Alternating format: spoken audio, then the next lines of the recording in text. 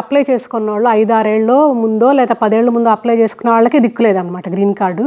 ఇంక ఇప్పుడు అప్లై చేసుకున్న వాళ్ళకంటే ఇంకా తిరిగి వెళ్ళిపోయే వాళ్ళంతా లూజర్స్ కాదండి. ఎందుకంటే ఎంత కాదన్నా అది మన దేశం. ఇప్పుడు ఎలాగా అక్రమ వలసదారులన్నీ ఫ్లైట్ వేసి మరి పంపించేశాడో, ఇలా డోలాయమాన పరిస్థితుల్లో ఉండడం కన్నా మన దేశం వెళ్ళిపోతే ప్రశాంతంగా ఉండొచ్చు. హైదరాబాద్లోనే కొన్ని ఇల్లు అపార్ట్మెంట్స్ చూసా అనుకోండి, యూఎస్ వేస్ట్ అనిపిస్తుంది, అంత బ్రహ్మాండంగా ఉంది హైదరాబాద్లో. ఉండదు.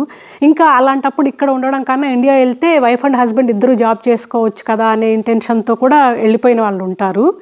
సో ఎయిదర్ వే విన్ విన్ సిచ్యువేషన్ లాగా ఉంటుంది. పేరెంట్స్ని కూడా ఇక్కడికే తీసుకొచ్చి వాళ్ళకు గ్రీన్ కార్డు సిటిజన్షిప్ ఇచ్చి, ఇంకా కొందరు ఏ టైప్ ఉంటారంటే పెళ్ళిళ్ళు అయ్యి పిల్లల్ని ఇక్కడే కనేసి వాళ్ళకి సిటిజన్షిప్ వచ్చేసి. హలో ఎవ్రీవన్, ఎలా ఉన్నారు అందరూ? Hope all are doing fine. Welcome back to our channel దినలాస్. సో చాలా రోజులు అయింది కదా ఈ టైప్ ఆఫ్ వీడియో చేసి.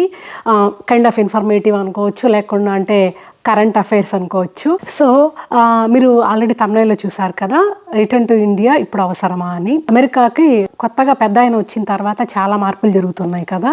అంటే అక్రమ వలసదారులను పంపించేయడము, అండ్ సిస్టమ్ని కొంచెం టైట్ చేయడము, అండ్ అలాగే ఇక్కడ పుట్టిన పిల్లలకు పౌరసత్వాన్ని రద్దు చేయడము, ఇలాంటివన్నీ ఏవో మార్పులు తీసుకురావాలని ప్రయత్నిస్తున్నాడు కదా.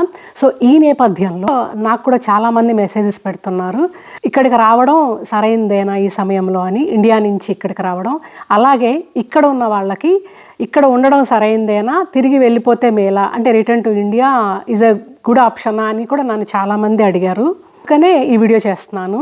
సో ఈ ఒక్క పాయింట్ తేల్చేయలేము కదా, అంటే ఉండాలా వెళ్ళిపోవాలా అన్నది చాలా పాయింట్స్ ఉన్నాయి అండ్ చాలా కాంప్లికేషన్స్ ఉంది కదా. ఇండియాలో కొంచెం ఆలోచించండి. ఇప్పుడు ఇండియాలో ఉన్నారనుకోండి, మేజర్ దెబ్బ ఎక్కడ తగులుతుంది? మిడిల్ క్లాస్కి కానీ లోయర్ మిడిల్ క్లాస్కి కానీ.